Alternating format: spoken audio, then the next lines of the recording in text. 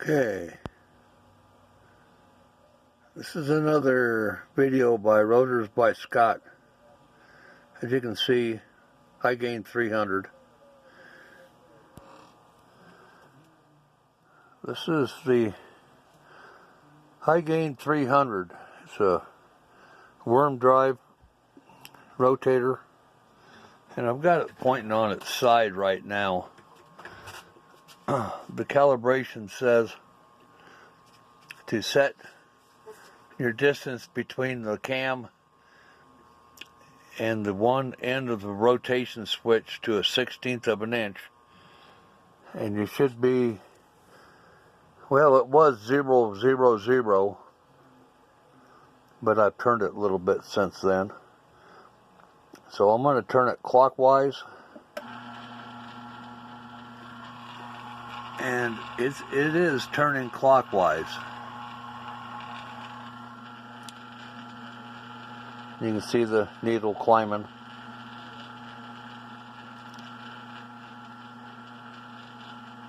I'll just pause this thing for a little bit till it gets up around 300. There we go. Push it with my thumb and it didn't keep going. Okay, there's 362, so it's made a full revolution. Now I'm also going to pause it now, and I'm going to flip this thing over. Okay, we're rolling again. Okay, this is actually the underside, but I've got it upside down. So we had a problem with the potentiometer. This is actually a 300A rotator. And this thing, if I can find it, on my bench, my messy bench, it had a shaft come out of the rotator that long.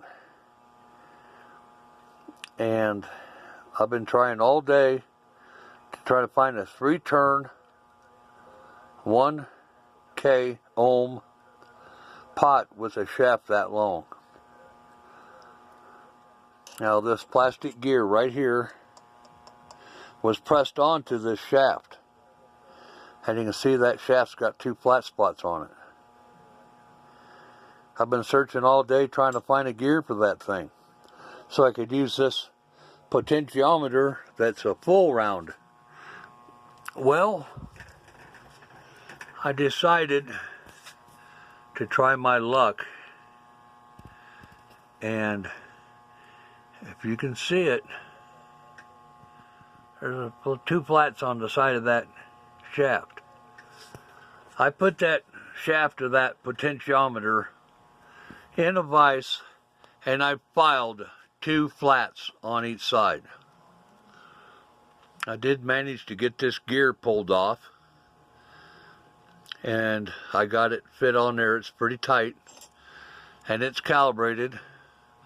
All I have to do is put a little lube on those gears, and we should be good to go.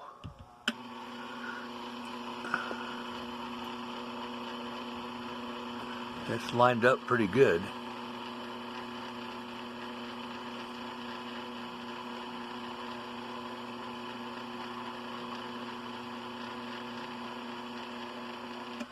So tomorrow I'm going to tie up these wires. They're supposed to go down and tie onto here, and somebody's either put a different cord on here or whatever, but I need to redo that cord some, tie it up a little bit. It looks like it's good enough that I can just put a pigtail on this thing and run it out through the hole. Now this is the cover for it. Originally it went through this hole, the cord did, and since this is an A model, it had a pigtail right here. I'm gonna scuff that up some, and we'll mix up some body putty or some fiberglass resin, and I'm gonna fill that in. And we're gonna run the cable out through the hole and put the cover back on it. and then I'll put an inline connector in it. But Mr. Jim out of Oklahoma, this is what I ended up doing. I told you this morning I was going down a rabbit hole,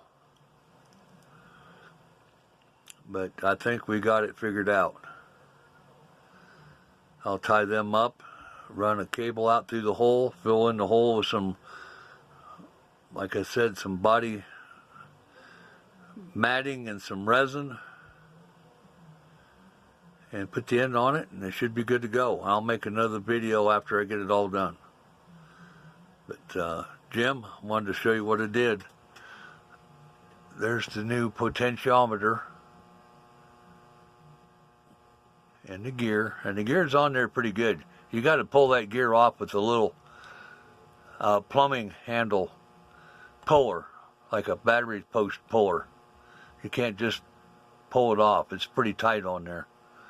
So I think we'll be good to go. Anyway, another Hygain 300 is born again. And everything looks good up here. Here's a little locking mechanism.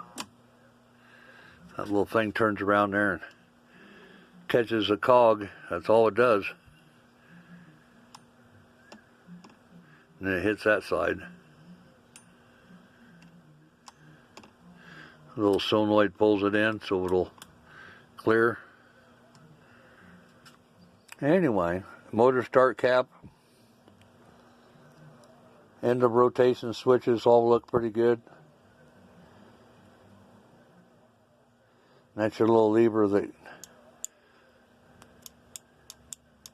hits each end of rotation. There's a little nub on the end of that gear that comes around, and it'll push on there and go click, and it'll stop it. End of rotation. So,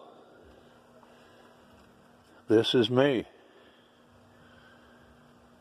I hope that's focused good enough. I broke my glasses today, so I had to get some different ones out. Looks pretty good. Anyway, there you go.